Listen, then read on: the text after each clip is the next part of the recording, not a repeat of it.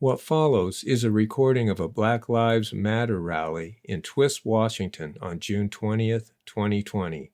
Cindy Hastings did a great job organizing and leading this event. I was particularly impressed with her encouragement of intention and introspection in her remarks before we stood along the highway. Here's Cindy. Thanks for showing up for racial justice. Thanks for showing up for each other.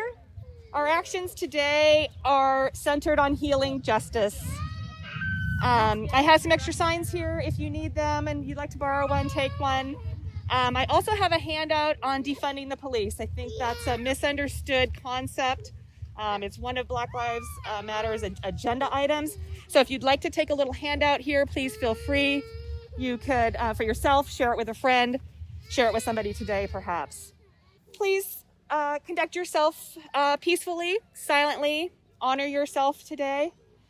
I'd love to do a quick, sort of a collective check-in. We're all here together, we're all in this together. I'd like to center and sort of ground ourselves around this moment.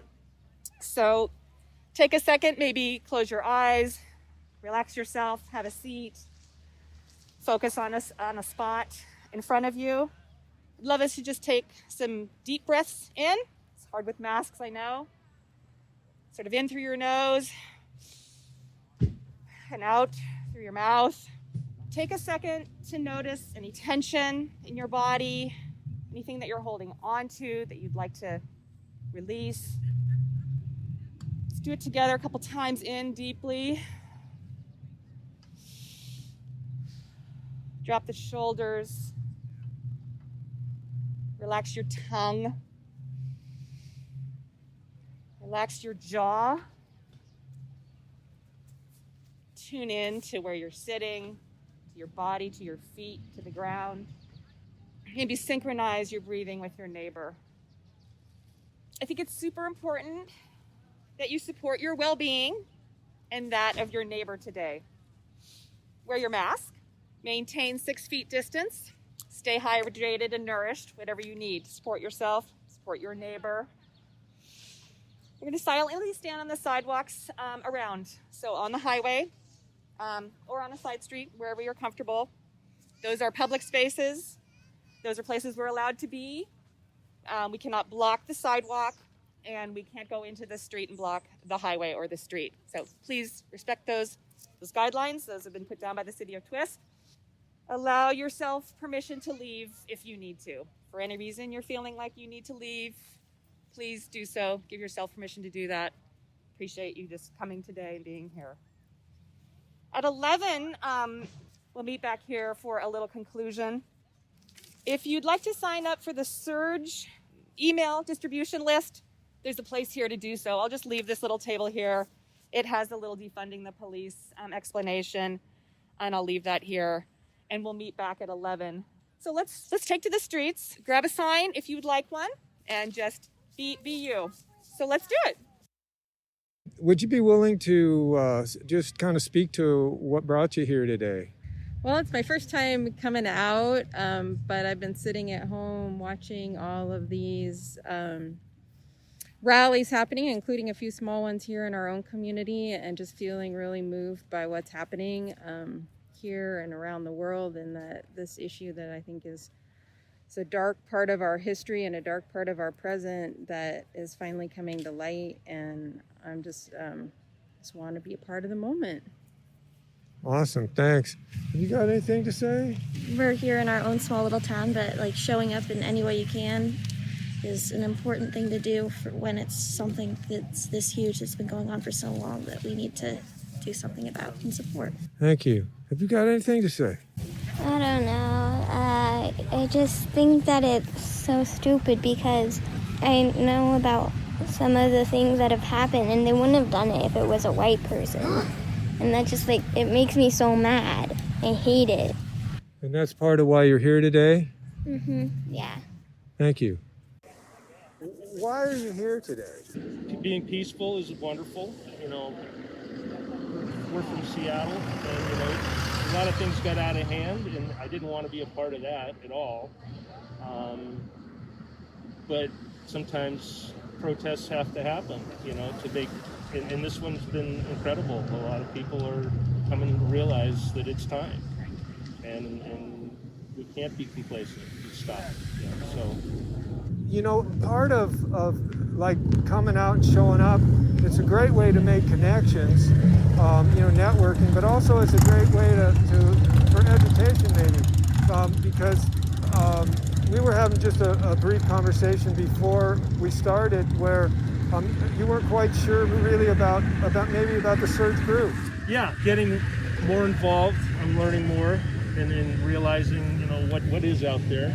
Isn't that part of the work? Educating Yes. yourself so you can Yes. speak effectively to other white people basically about these kind of issues? Yes, I agree. For me, it's a learning experience, and I want to be a part of it.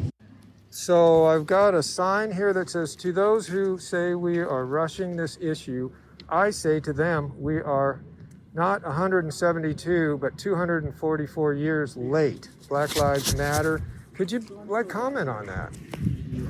Well, Hubert Humphrey said that back at a meeting with the United Nations back in the 40s, and when I was thinking about making my sign, that quote came to mind, and I was like, I should calculate how long it's been since then, and it had been 72 more years, and it was depressing and ridiculous, and I thought most people won't even know the quote, but I'm going to share it and hope that that'll be startling enough to see that people of color have been going through brutal injustices for hundreds of years. Thank you. Stop. And I appreciate you coming and actually educating me, because I didn't know that. Thank you. Thank you. Here's an interesting sign. Treat racism like COVID-19. Assume you have it. Listen to experts. Don't spread it. Be willing to change your life to end it. Black Lives Matter. Would you be willing to speak to that a little bit? That's a pretty profound sign. Well, for me, it's sort of two causes in one, right? So we're double dipping here because you got to get the message out that COVID is a real pandemic, and we need to all participate to stop the spread of it. And it's the same with racism. We all have to participate to stop the spread of it, to reduce it. It's just the parallels are just uncanny. I borrowed it from a friend, and she said she got it off the internet. So there you go. And it's getting read. People are slowing down to read it. It's just long enough that it demands your attention and Part of it is just getting out and showing that sign and having people read it and planting some seeds. They're driving right by here and they're seeing these 20 to 30 people, and so that has an impression. Thank you. We stood for an hour on the side of the highway in the middle of Twisp, holding signs and receiving mostly positive responses. Then we regrouped for closing remarks from Cindy. All right, your direct and purposeful action today is supportive of others and ourselves who need collective energy to bring change about. Take this time to sort of check in with yourself about feelings that you have now. What, if anything, was triggered for you? What needs healing? Maybe what needs repairing? Contemplate this now within yourself. Just take a few minutes to do that, a few seconds. Again, working on that breathing, which is so nourishing and helpful. Deeply into your nose and out through your mouth as you contemplate these items, these feelings. Just want to say, honor yourself in your experience today. Enjoyed being with you all, and I'll see you soon.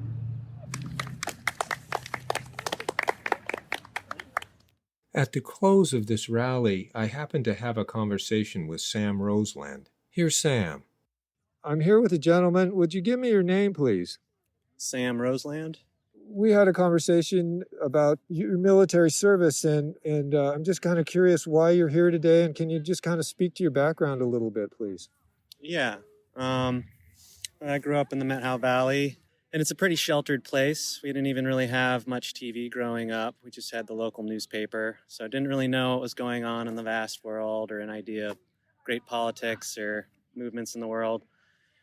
And I ended up joining the military just because I didn't feel like I really had many other options. I thought about going to school, but then imagined going so deeply in debt, and also was getting in a little bit of trouble as well in my youth, a little stir-crazy youth. And it was just the option kind of Yeah, so joined the military about a year out of high school and was in the Navy Seabees for 5 years.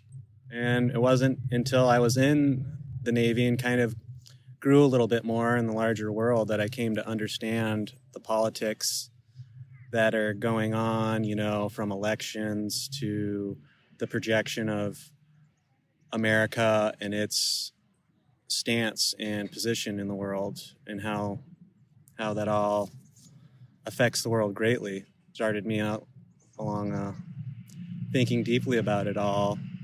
And to be at this gathering and be supportive of this issue ties into all of that too, because first off, with the military, it's like when you start looking at the atrocities that have gone on in the world, not so much besides the world wars in Caucasian countries, but more in countries of color, different hemispheres, and things along those lines. And a lot of that, I believe, stems from the world being a neo-colonialist world.